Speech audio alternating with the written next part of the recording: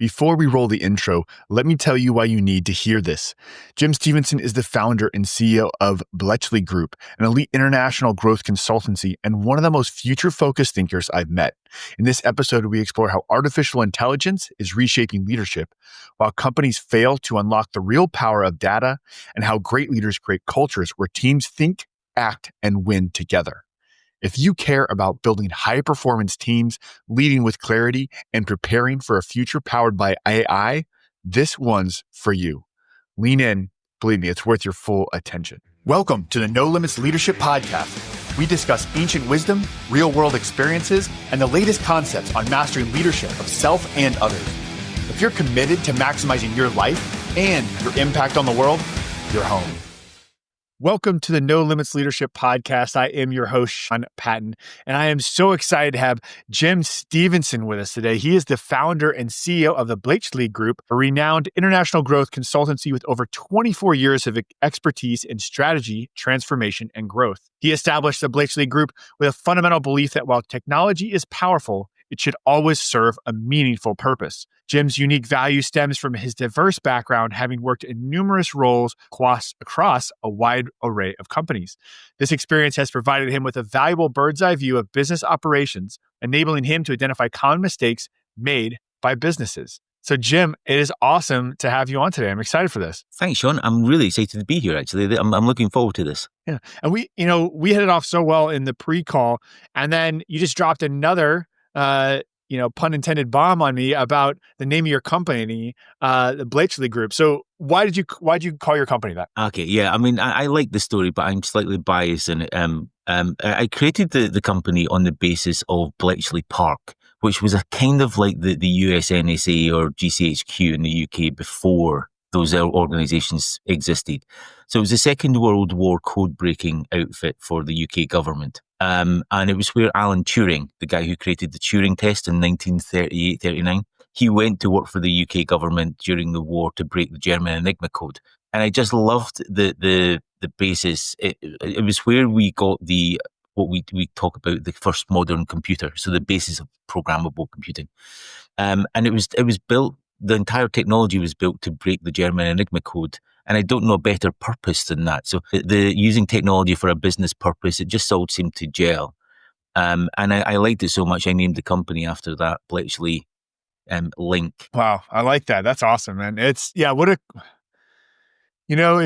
so much that came out of that time in terms of technology. And I have to say, outside the scope of this podcast, probably, one of the most interesting classes I had when I went to the military academy at West Point was military history, not necessarily because of the history part, but because of, you see how out of necessity, these different conflicts and technology being leveraged in these violent ways, or in geopolitical strategy, the role that technology plays in the power struggle between nations and ideologies, and how it drives those different things.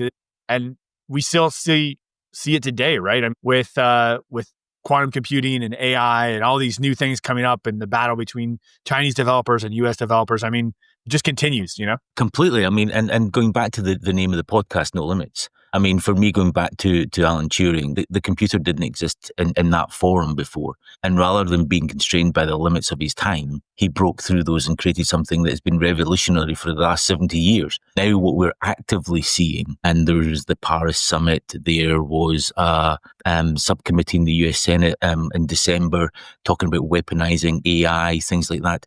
We're in a whole new era, but it's still born out of that same influence of, let's not be constrained by limits. Let's see where we can go. Let's see where technology can take us. Let's see where society will let us take the technology.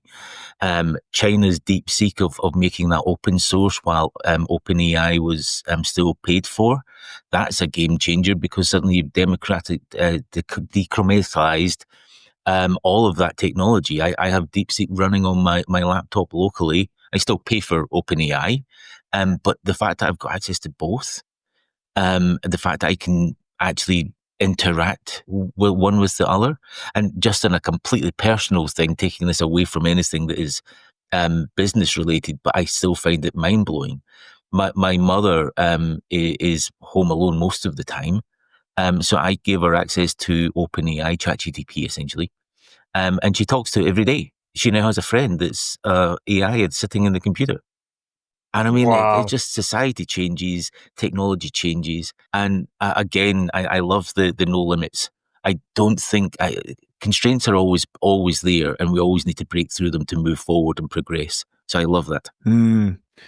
Yeah, that is so, I appreciate that. And it is so interesting. I do believe that, the key to our next evolution as, an individual human as well as organizationally is always by punching through what are essentially self-imposed limits, right? And how we break through those to become a greater version of ourselves so that we can lead more actively and inspire others to do the same. And I think you're doing that in this space. And man, on the AI thing, that is so interesting. I think it was either OpenAI or Elon was talking about how, I wondered that with I have a new son. We were talking about before the podcast, 5 weeks old, how all the school kids are basically going to have, AI bots, whether that's software or like a robot hardware, basically assistant, like following them around at all times, like an AI buddy. We you and I had our invisible friends, but didn't have access to the world's information. Yeah. Yeah, I mean, just before we go into that, but going back to your no limits of self-imposed limits, I love Leonardo da Vinci, and by all intents and purposes, he invented a helicopter when the technology didn't exist to create a helicopter. So yeah, there are limits, but there's no limits to your thinking. There's no limits to where your creativity can go, and you can set something up that you're limited today because there isn't a material, there isn't a capability. The other one, just to digress slightly, that I loved, I read about 20, 30 years ago, an invention that NASA had created, which was an elevator to space. So you would literally jump in an elevator on probably on the ocean, so it could move geopositionally with the space station. But you could have an elevator that went up.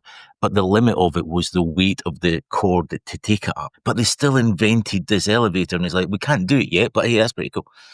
But yeah, no, I agree. The other thing that I have discussions about is whether you should have a mobile phone in the classroom. And I feel like I'm out there on my own at the moment. I don't believe you should have a phone in the classroom for kids that are kind of like 5, 6, 7, 8. But I think because I think that part of education is about socializing, playing, learning, being creative, and those types of things. But I don't view a phone as a phone. I view the phone as a learning device, a communication device. So if you want your kids to learn how to work in the real world, how to operate and be normal members of society, you shouldn't be excluding the phone from the classroom, because that's not how real life is. You should limit it, and you should tell them how to use it and how to use it responsibly and how not to use it and do things like that. Yeah, I think, like you say, imaginary friend, that's now your mobile phone. And it's connected to the world, and you've got everything you want, and you can talk to it rather than typing into it. It will respond to you in a language that you can understand. Yeah, I'm very bullish on where the future's going with technology and society and how we're getting there. Well, that's interesting because, I think what we hear so much is that sort of, we hear the sky is falling. It's going to be a Terminator, and Skynet's going to come take in and take over for us. So it's interesting to hear. I agree with you.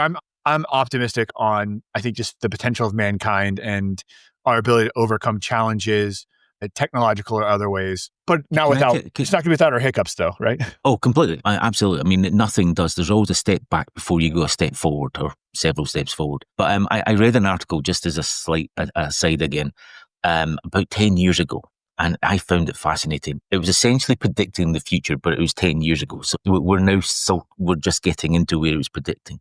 But the thing about it was explaining as the start of this article that you can take a monkey and put him into Manhattan, and the biological brain power of a monkey says he will know that a building exists, but he doesn't have the biological brain capacity to know that a human being built it. So your biology is a limiting factor here.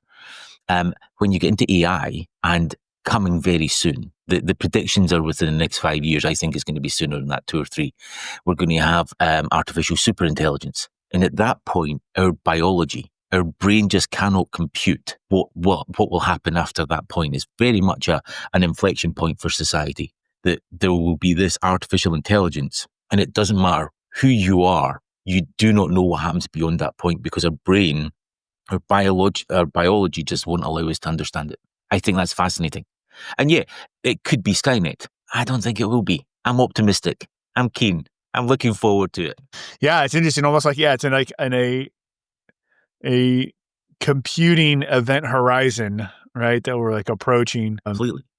Yeah, but that is. Imagine the superintelligent has access to all the data in the world, because it probably will have. Whether we give it to it or not, it'll just hack through every system that we've got and give itself access to everything.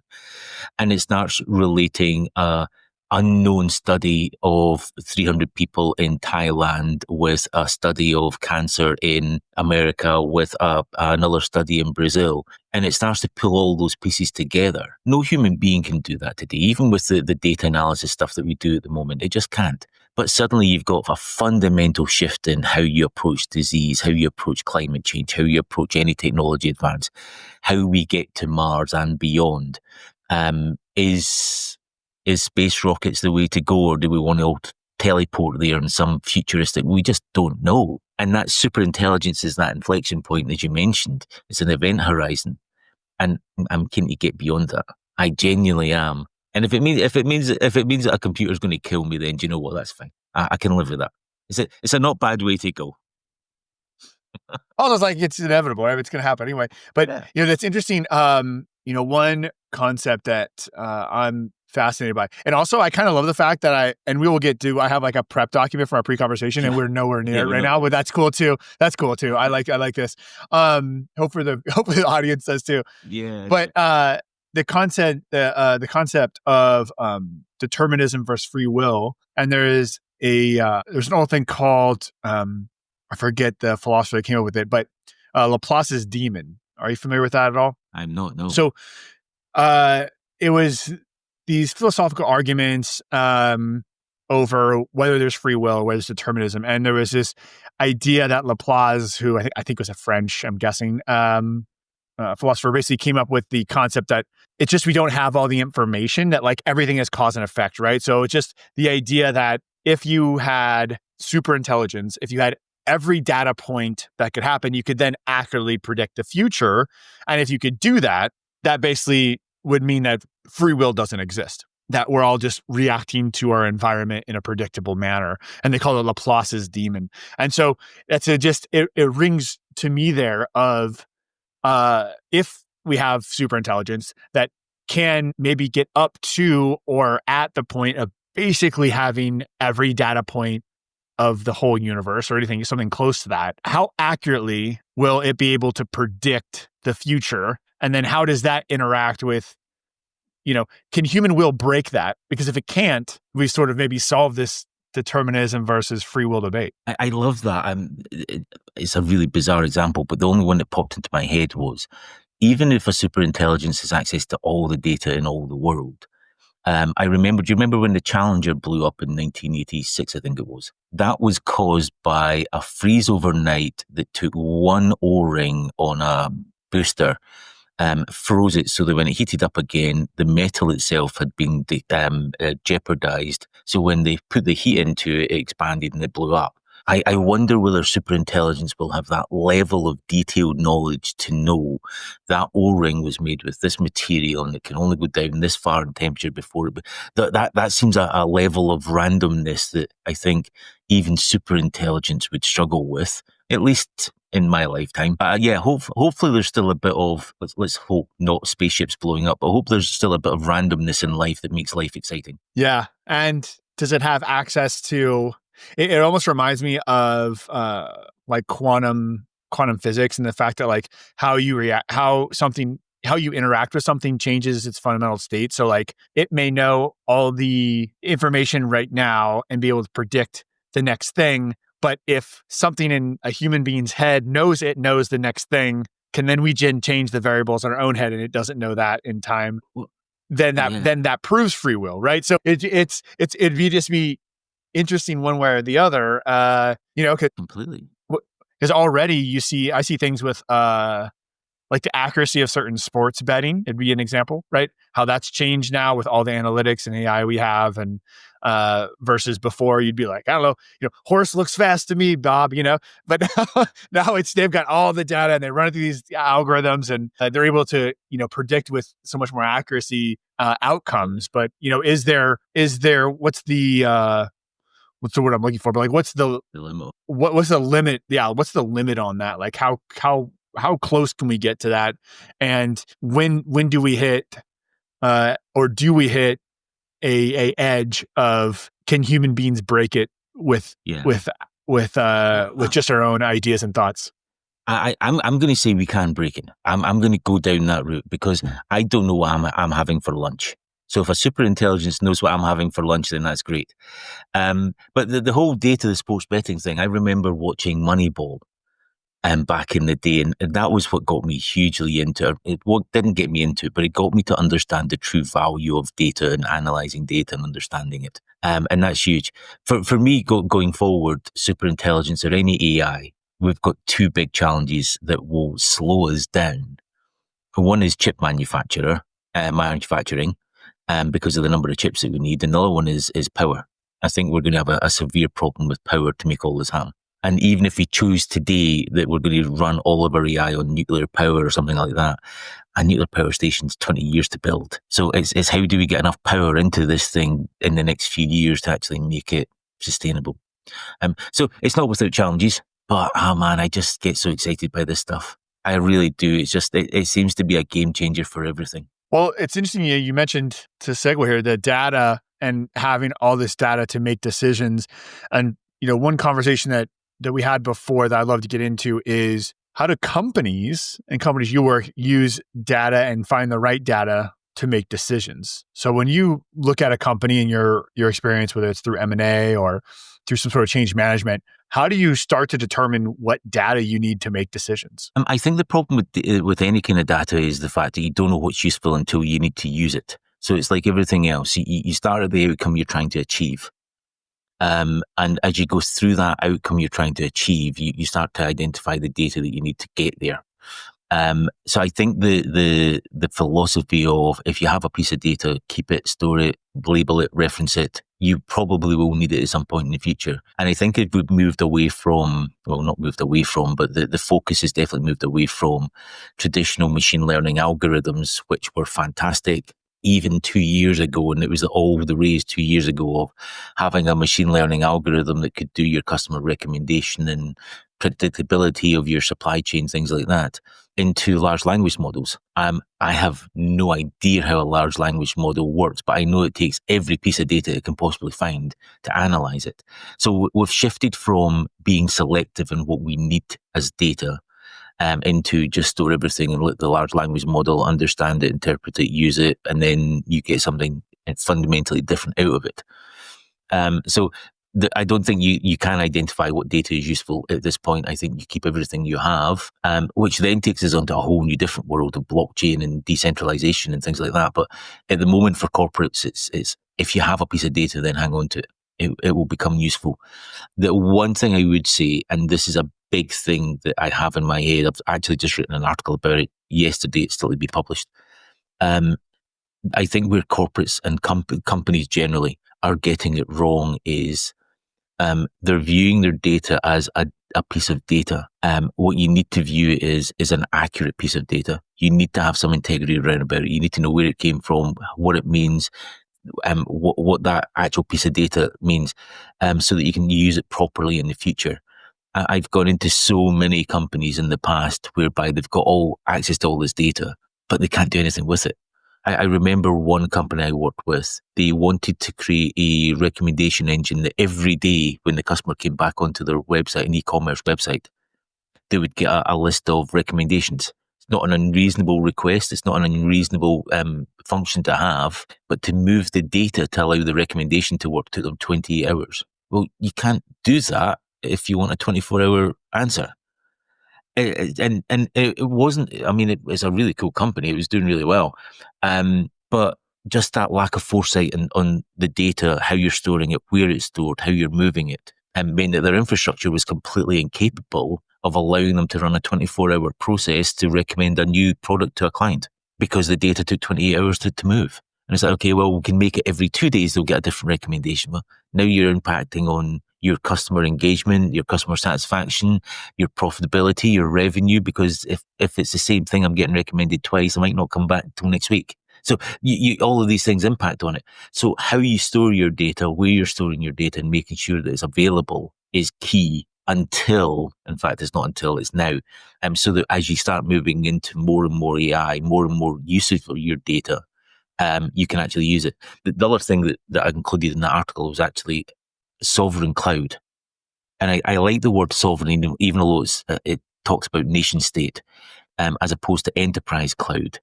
I like sovereign cloud because it has an extra level of security in it. So I like the idea of a sovereign cloud for a company, an enterprise, because you can get access to all of the publicly available data, but your data, your competitive advantage is within your own sovereign cloud. No one else can access it, but your AI can. If you have DeepSeek or Llama or any one of the open source models that you can use, you can run it against the public data that you have, but you can also run it against your own corporate competitive advantage data. But you can only do that if you've got your data in the right places in a secure environment, you know how you're doing it and you're setting yourself up today. Because in fact, you should have set yourself up a year ago when everyone started talking about it. But hey, we're here today, so you need to set that up today so that you can access it next year. So then it becomes all this data, all the large language learning models, and how do we use that? How do we turn all that data information into clearly articulating to one of our employees what we need you to work on, right? Here's your objectives. Here's, your key results. Like here's where I want you to do, and translating that and communicating that so someone can effectively use it to drive them forward. So how do we move from recommendations and what AI and what is the data saying, and compute that into someone and say, here's what we need done this quarter. Here's the actionable direction we need you to head as an individual employee. Yeah, now you're talking about the secret sauce of every business's success. And I think this is fundamental to any success. I think there's two things that make companies, there's lots of things that make companies successful, but two key things in this context. One is the ability to say no, and the other one is to focus on what you're actually doing and where you're going.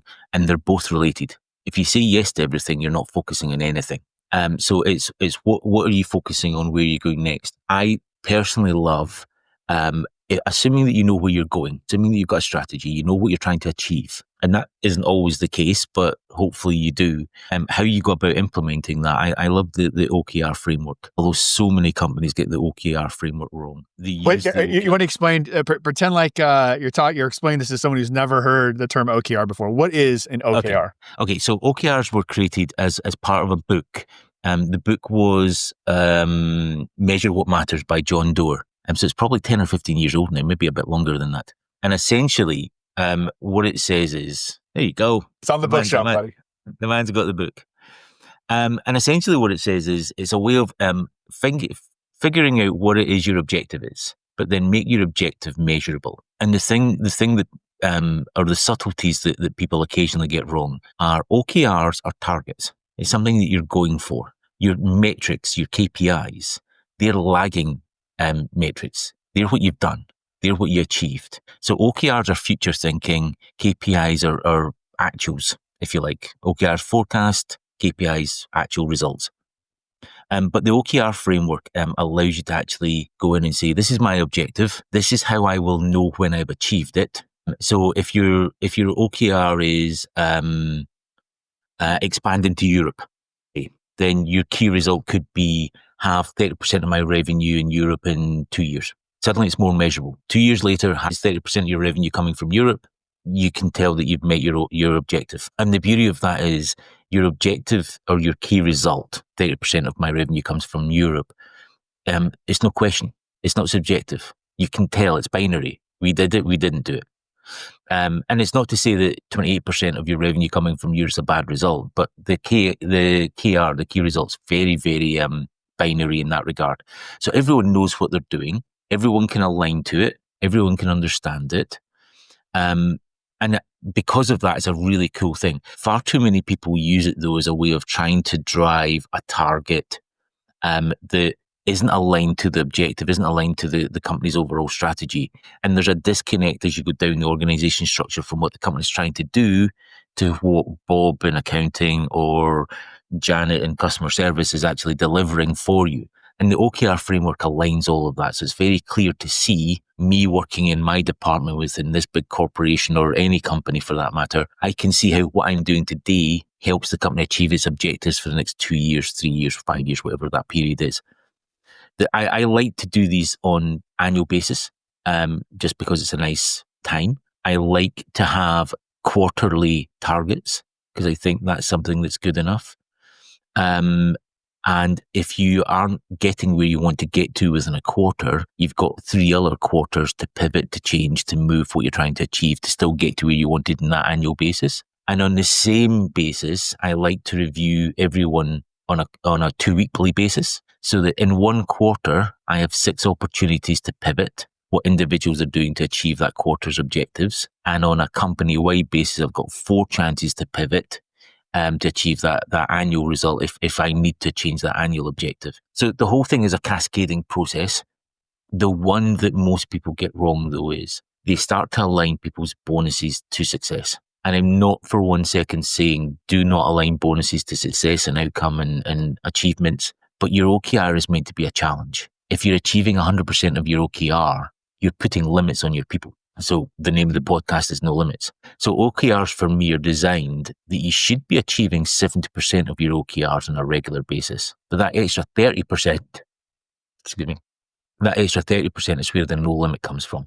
How can you give your employees, your teams, the freedom to go away and go above and beyond? How do they know what above and beyond looks like? Because the OKR is telling them they've got to expand into Europe and 30%.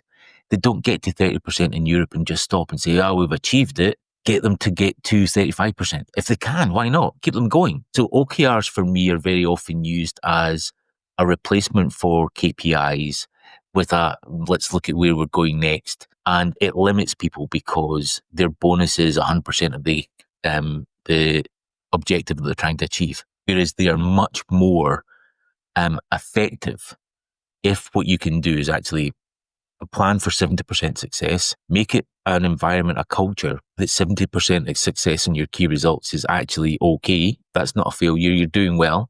But if you can get to 75, 80, 100, then that's amazing. And by designing your OKRs that way, you're taking away the limits in your organization. And who doesn't like that? As an owner of a business, as the CEO of a business, having teams that are all out there driving you towards your objectives, know what good looks like, know that 70% is enough because that's how you've designed them, but they're all capable and hopefully on occasion achieve more than that 70%. That is a fundamental shift in your business progress and your acceleration and your growth. It reminds me of this concept called the Pygmalion effect, where is basically a psychological principle that whatever standard or expectations you set for people, more often than not, people will achieve that.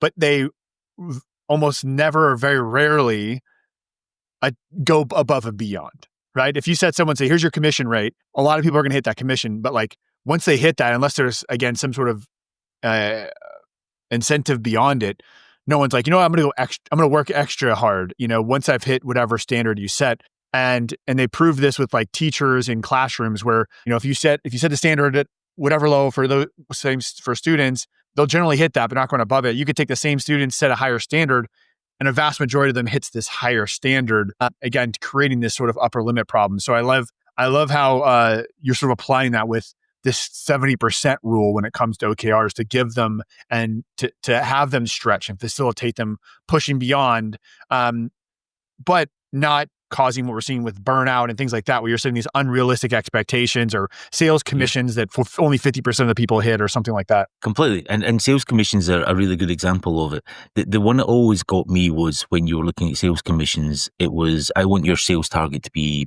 $500,000 a year. And at $500,000, I'll give you X% as a commission. And that's great. But if you got above 500,000, then your commission is reduced. And if you go above 1 million, it's reduced. And if you go above 2 million, because the number that your commission is in hard terms is higher. So I don't want to be paying you a 400 grand a year salary because you had 2 million sales this year. That's too much to pay anyone. Why would I pay that? So you get a commission, and then the commission goes lower and lower to reduce the amount of money I pay you every year in real terms. And it should be the opposite. If you're capable, either I've set the target wrong, which is very common, or it should be the opposite. If you go above your target, I should be paying you more because it gets more money coming into the business. I can do it cheaper. The economies of scale increase, and you're achieving. So why am I limiting you and what you're doing to make me more successful? I've never quite understood that. And it's a slightly different mindset, but taking away that limit from people in the right way. I mean, you don't want to have it completely open. There needs to be some guardrails around about all of these things, but why would I limit you being successful that then limits me being successful? That does not make sense to me. Yeah, or limit or discourage, excellence, right? Discourage going above and beyond. And you point the economies of scale. I just had this conversation in one of my other businesses. I own, I don't know if we talked about this before, but I co-own some Brazilian Jiu-Jitsu martial arts gyms. And we were talking about compensation for one of our general managers based on bonuses and profitability of that individual location. And my business partner had the same conversation, like, up to X number, 10%, this number to that number, we're at 15. And then, anything above that is going to be 20%. So we're elevating as they go up because it becomes, a win-win. And you see that all the time with sales. My wife is in sales, right? And you'll see it when you structure the comp plan the way you see it, or the way you mentioned, where it decreases. What do we see all the time, right? Like, they're not making the final sale call. They're holding over till next month. They're resetting comps. They're doing it again. So you're missing out on potential sales now because your salespeople are going to react to the incentive system that you have set up for them. Completely. And it's one of those things that is counterintuitive, but so many people do it. So many companies do it. It's like, I can't have a salesman who's paid more than I am. Well, hang on. If a salesman's bringing in all the sales, then he's earning it, he's doing it, he's entitled to get paid substantially for what he's doing, and the company's getting better and everyone's growing. So what's the relationship between what he's getting paid and what you're getting paid? It kind of is none. Your compensation is probably an equity that you'll get in 5 years' time, and it'll be substantially better because the salesman's been successful. Yeah, I think on a salary and commission basis, salespeople should be some of the, depending on the model, right? I mean, not every business model is the same, but in a lot of models, it should be the most. I know I had this really cool opportunity when I was still in the military. Actually, it was my last year, and I was in the only staff job I ever had. I got to command frontline soldiers for 8-9 years, and then the last year they put me in a staff job for 1 year, and I got out. That's kind of what I did. But in that job, I had a really cool opportunity where I got to lead. It was me and a small team of Green Berets. We actually got to go to General Electric Appliances in Louisville, Kentucky, and basically did a 2-week consultancy. They called it a joint business exchange training, and they basically just had a bunch of Green Berets go in and look at their systems and solve problems. And it was usually in the manufacturer, in the plants, right? And I was one of the first ones. I got to go with the sales and marketing team. And, they had this conversation about how these, PhD engineers would get upset because, the salesperson with no college degree was making, $250K and they were making $150, and they were all upset. And they're like, well, all right, well, you want to fly to Chicago today and make a sale call? And they're like, no. And that's why you don't get paid, because they got to go, we know how sales is. You're going to get, not very many people want to go and get told to no or some explicitive and then no afterward every day at their job. And so that's why they get comped that way. Yeah, it's a tough job. You need resilience for it. But I mean, you've highlighted there, I very often don't talk about individuals and companies. I like to talk about teams, because a salesperson is irrelevant if you've got nothing to sell.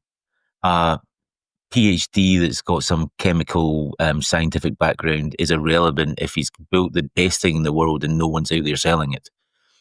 It's not about individuals, it's about teams. And so your example of special forces, I love special forces because generally they're given an objective. They're not told how to get there. They're not told you've got to kind of do this, this, and this. This is the objective. So back to the OKR conversation. We'll know you're successful because there's a very clear key result. We want Osama bin Laden in a box or brought back to the US, whatever that is. It's very clear. There is no ambiguity in that. And then you allow the team with different skill sets, some commonality, but predominantly different skill sets, to go away and actually achieve the objective for you. And that is through every successful high performance team, whether it was Skunks Works back in the day, whether it's a special forces team with a specific objective, or whether it's just some of the best run companies in the world. That is how they do it. That is the secret sauce. Trust in your team, create teams that are phenomenal, create teams that are, they've got self-healing, because every team will have a challenge. Let them fix their own problems, give them the autonomy and the skills and the resources and the environment to be successful in, and then just watch them be successful. And that's a beautiful thing, watching a team be successful. I agree. For leaders that want to set up their teams like that, what are the keys for them to be successful in creating that type of culture? Oh, wow, the culture itself is huge. I've kind of gone into companies and done transformations, and it's called everything. We've been digital transformation, we've been this and the reality is they're all cultural. Every transformation is a cultural one. The culture, though, is very much one where curiosity is key, transparency is key, ownership is key. I very often talk about healthy tension, where you and I can have a genuine disagreement, but because we know that we're both trying to get to the same objective, we will come to a compromise whereby you're kind of happy, I'm kind of happy, but we know it's the best thing to do to get us to that objective. So that little healthy tension of having that in there. The culture, though, is very much top down. You don't berate people for failure. Failure is a learning opportunity. I didn't actually kind of prepare a full list, so I'm kind of making this up off the top of my head. One of the best cultures I had was the Guardian newspaper, because it was created by a lady called Tanya Caudry, and she was just fantastic. But it was very much one of those, we're going to make mistakes, that's fine, but we all know what we're trying to get to. We're all going to learn. Don't be embarrassed about your mistake. Share your mistakes so other people can learn from it, not just you. We had a very clear set of objectives that we're all trying to get to. We had clarity in how we were kind of going to get there as teams. The other one actually that plays into this is you've seen the RAG status for team performance, so red, amber, green, traffic lights. Right. Where if you're reporting, and I kind of like the subtlety, if you're reporting everything's green, if you've got a problem, it becomes amber. And if you've got a real challenge that everything's gone wrong, you're red. And in most organizations, red means failure. We changed that. Red does not mean failure. Red means that within the confines of your team, you can no longer influence things sufficiently to be successful. So it's not a failure. It's a failure within the constraints I have. But if someone in the leadership team comes along and says, what you need is 2 extra people. Yeah, let's go. We'll put 2 extra people in your team. You're all good. Let's go away and be successful again. And it took away that kind of reluctance to raise anything as a red flag, because it was no longer a failure. It was a request for help. So those subtleties in your culture are what makes high performance teams. It gives them the environment to be high performance, because you're no longer scared of that failure, no longer scared of the implications of failure and the impact of failure on you. So you can go away and actually do things. Openness, sharing. I've screwed this thing up. Mea culpa, but here's what I did wrong. Actually, another example to The Guardian. I remember sitting in a hotel in New York. We'd just launched The Guardian in America back in the day, and the whole world blew up for us. Something had happened, the website had gone down, it was just terrible. And the guys in London were fantastic. One guy particularly, a guy called Grant, he was amazing. He kind of went through the whole thing and came back to us and said, man, you'll never believe what we did. Essentially, in simplistic terms, we did a denial of service attack on ourselves, internal to the network. And it's like, man, how could you do that? And it was done as okay, well, we learn. Let's not do that again next time. And to be honest, it wasn't Grant who did the problem. He was the one that found the problem. But it was kind of like a disaster for the website for, 5 hours or something like that. But it was a learning experience. And if you can't create an environment where people are free to learn, free to make mistakes, free to be open about those mistakes, you're just going to keep doing the same stuff. You're process driven. And if the process isn't working for you, if the process isn't allowing you to grow, if the process isn't allowing your teams to grow, you're going to stay in the status quo forever. So you've got to break out of that and allow teams to grow, fail, learn, move forward, try something that doesn't work. How do leaders, how do we know if we've created a culture of psychological safety so that people on our team feel safe to openly share failures, to openly share when they have a question or they think something's wrong, or to question even our decisions. Like, how do we know that we're creating space for that as leaders? I think the only way to know that is the results. So again, going back to OKRs, it's the key results. Are people actively coming up and saying to you, I don't understand why you made that decision? Are people coming up and saying, do you know you could do that differently if we did this? And it's a difficult thing for a leader to accept, and especially in the corporate world, because generally the corporate world is driven by the Peter principle. We're all promoted to a level of our own incompetence, and therefore it gives us a level of self kind of confidence that isn't always warranted.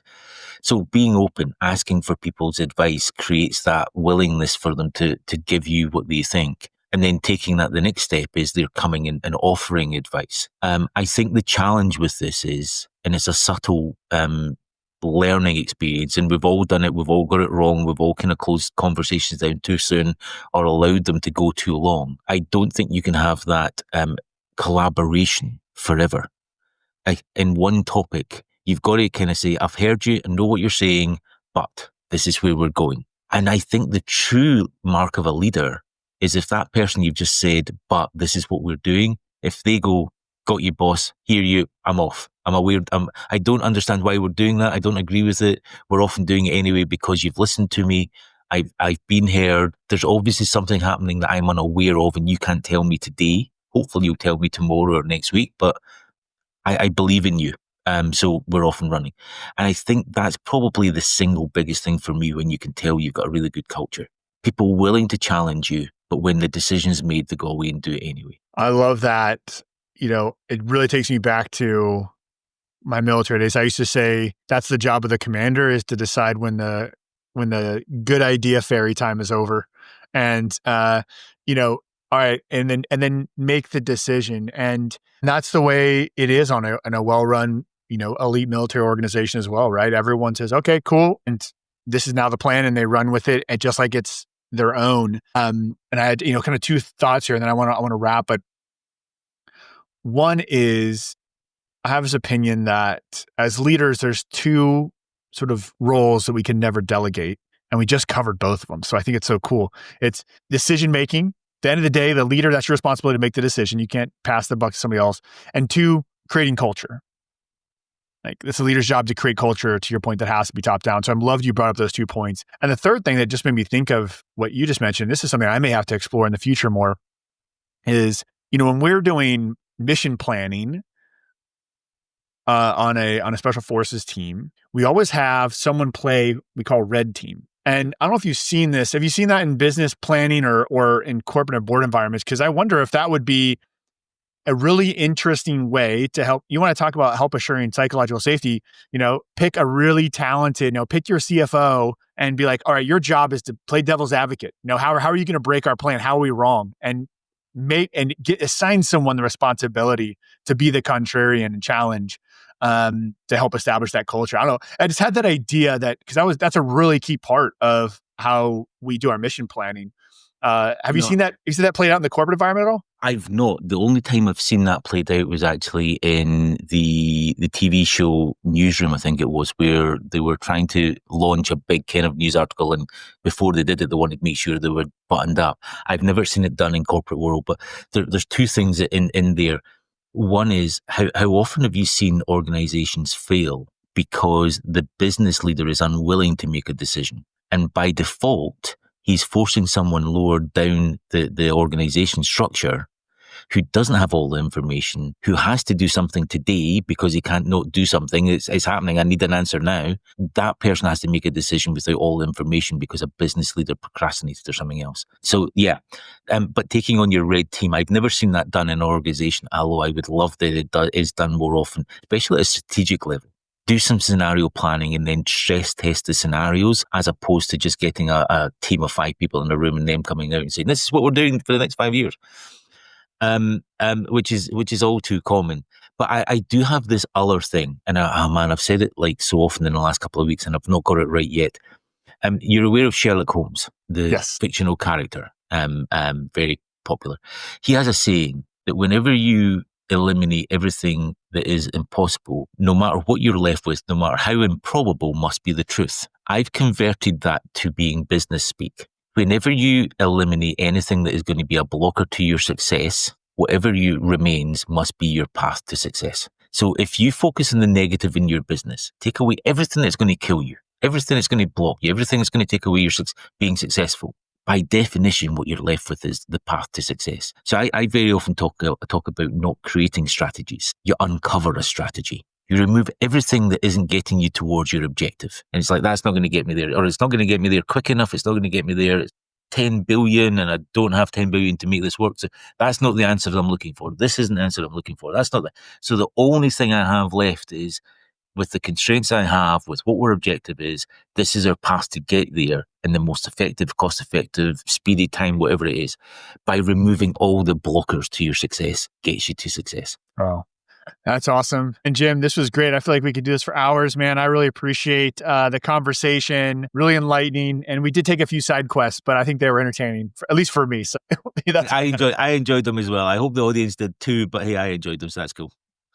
Oh, that's awesome, Jim. If people are trying to find you, where do they go? LinkedIn's probably the best answer. So Jim Stevenson LinkedIn/Jim Stevenson, or bletchleygroup.com. Awesome. And we will definitely put those links in the show notes so people can find you. Thank you so much for your time, man. It was great talking with you. Absolutely. Loved it. Thanks, Sean. Thanks for being a part of the No Limit Leadership family. This isn't just a podcast. We're building a movement of no limit leaders driven to unlock our greatness and lead the world forward. If this made you think or gave you something useful, please, right now, go hit follow and then share it with one leader you believe in. Challenge limits, develop leaders, fuel greatness.